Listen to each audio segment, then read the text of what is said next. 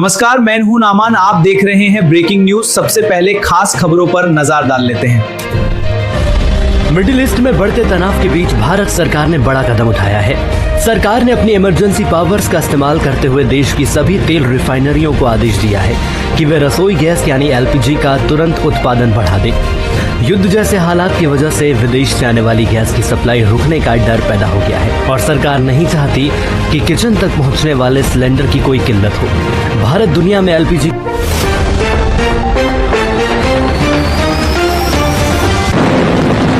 Iran ने जंग के 7वें दिन इजराइल पर मिसाइलों की 22वीं खेप दागी है। साथ ही कुवैत में अमेरिकी सैन्य बेस को सुसाइड ड्रोन से निशाना बनाकर हमला करने का दावा किया है। ईरान की Islamic revolutionary guard corps IRGC ने बताया, ऑपरेशन ट्रू प्रॉमिस 4 की 22वीं लहर के तहत इजराइल के कब्जे वाले क्षेत्रों के अंदरूनी हिस्सों को निशाना बनाया गया। इस दौरान खौर्रम शहर 4, खैबर और फत्ता जैसी उन्नत मिसाइलें दागी गई। आने वाले दिनों में ऐसे हमले जारी रहेंगे। वहीं इजराइल अमेरिका ने भी आज ईरान के शिराज शहर पर हमला किया, जिसमें 20 लोगों की मौत हो गई, वहीं 30 घायल हुए। अमेरिका और इजराइल के हमलों में ईरान के 3000 से ज्यादा घरों को नुकसान पहुंचा। हमलों का सबसे ज्यादा असर राजधानी तेहरान में हुआ। अमेरिकी सेना ने बताया कि अब तक ईरान के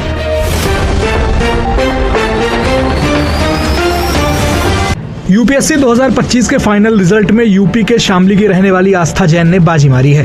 उनको 9वीं रैंक मिली है। आस्था के पिता परचून की दुकान चलाते हैं। बेटी की सफलता के बाद घर में जश्न का माहौल है। हर कोई खुश है और सभी बधाई दे रहे हैं। इस बार बेटी ने जो है IAS क्लियर किया है और 9 रैंक हासिल की है। एक अच्छे जो है नागरिक, अच्छा जिम्मेदार जो है अफसर बना। हमारी गुड़िया का सपना था बचपन से ही DM बनने का। जिस तरह हमने मेहनत करके अपने बच्चों को विश्वास करके बॉलीवुड अभिनेता अमिताभ बच्चन ने अयोध्या में 2.67 एकड़ जमीन खरीदी है। जमीन की कीमत करीब 35 करोड़ रुपए बताई जा रही है। ये property real estate company house of अभिनंदन लोढ़ा से ली गई है, कि शुक्रवार को रजिस्ट्री हुई। ये जमीन उनके 75 एकड़ बन रहे लग्जरी प्रोजेक्ट द सरयू के पास है। इससे पहले जनवरी 2024 में अमिताभ बच्चन इस प्रोजेक्ट के फर्स्ट सिटीजन बने थे। बताया जा रहा है कि अयोध्या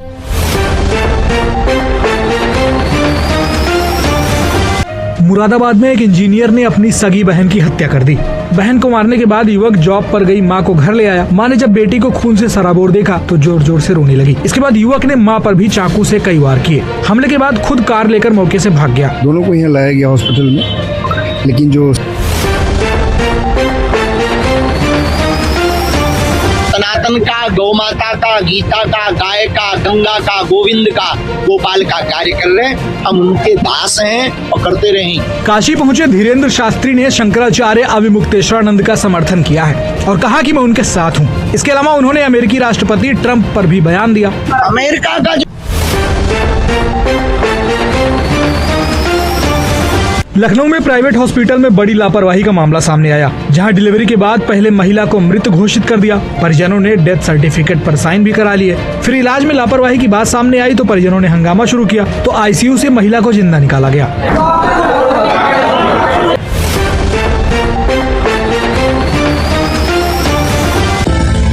नेपाल में आम चुनाव की मतगणना जारी है। 165 में से 150 सीटों पर शुरुआती रुझान आ चुके हैं। रैपर और काठमांडू के मेयर रहे बालेन शाह की राष्ट्रीय स्वतंत्र पार्टी 4 सीटें जीतने के साथ 107 सीटों पर आगे चल रही है। वहीं गगन थापा की पार्टी नेपाली कांग्रेस ने 1 सीट जीत ली है, जबकि 10 सीटों पर आगे है।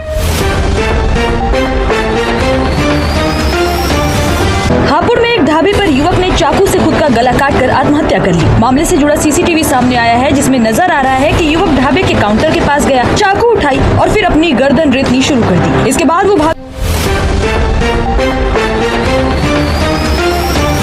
बिहार के मुख्यमंत्री नीतीश कुमार ने 5 मार्च 2026 को राज्यसभा के लिए नामांकन दाखिल कर दिया। इसके साथ ही ये तय माना जा रहा है कि अब वे बिहार की राजनीति से निकलकर राष्ट्रीय राजनीति में सक्रिय होंगे। हालांकि उन्होंने अभी मुख्यमंत्री पद से इस्तीफा नहीं दिया है, लेकिन किसी भी वक्त पद छोड़ सकते हैं। करीब 20 साल तक बिहार के मुख्यमंत्री रहने के बाद उनके इस फैसले को लेकर कई सवाल उठ रहे हैं। सूत्रों के मुताबिक ये फैसला अचानक नहीं हुआ, इसकी तैयारी पहले से चल रही थी। 25 फरवरी 2026 को केंद्रीय गृह मंत्री अमित शाह के सीमांचल दौरे के दौरान किशनगंज में बीजेपी नेताओं के साथ हुई एक अहम बैठक में इस पर चर्चा हुई थी। इसके बाद दिल्ली में JDU नेताओं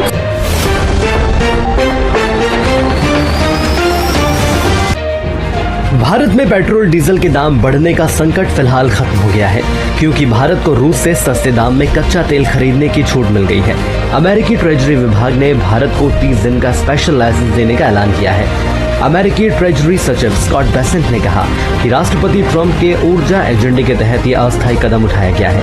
बेसेंट ने सोशल मीडिया प्लेटफॉर्म एक्स पर लिखा, ईरान वैश्विक ऊर्जा बाजार को बंधक बनाने की कोशिश कर रहा है।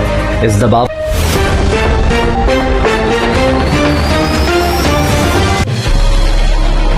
पश्चिम बंगाल की मुख्यमंत्री ममता बनर्जी ने एसआईआर लिस्ट से लोगों के नाम हटाए जाने के खिलाफ अनिश्चितकालीन धरना शुरू कर दिया है।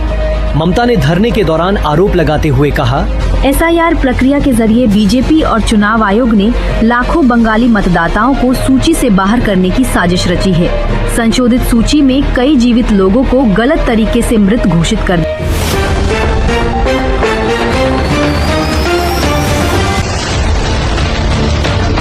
ईरान इजराइल जंग का आज 5वां दिन है। अमेरिका ने भारत से लौट रहे एक ईरानी युद्धपोत IRIS देना को श्रीलंका के पास हमला कर डुबा दिया है। हमले में अब तक 80 से ज्यादा ईरानी नौसैनिक मारे गए हैं। ये जानकारी श्रीलंकाई सरकार ने दी है।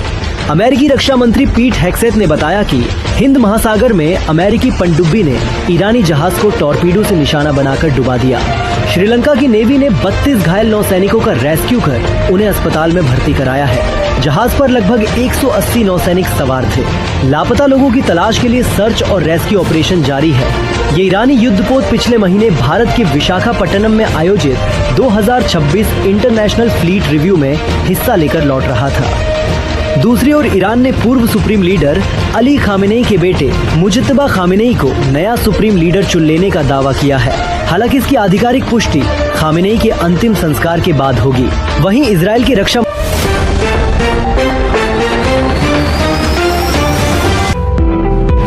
सोने और चांदी के दामों में आज यानी 6 मार्च को लगातार तीसरे दिन गिरावट है। India Boolean and jewellers association IBJA के मुताबिक 10 ग्राम 24 कैरेट सोना 1177 रुपए घटकर 1,59,409 रुपए पर आ गया है। इससे पहले गुरुवार को इसकी कीमत 1,60,586 रुपए प्रति 10 ग्राम थी। सोना 3 दिन में 8,000 रुपए सस्ता हुआ है। वहीं 1 किलो चांदी 902 रुपए गिरकर 2,63,210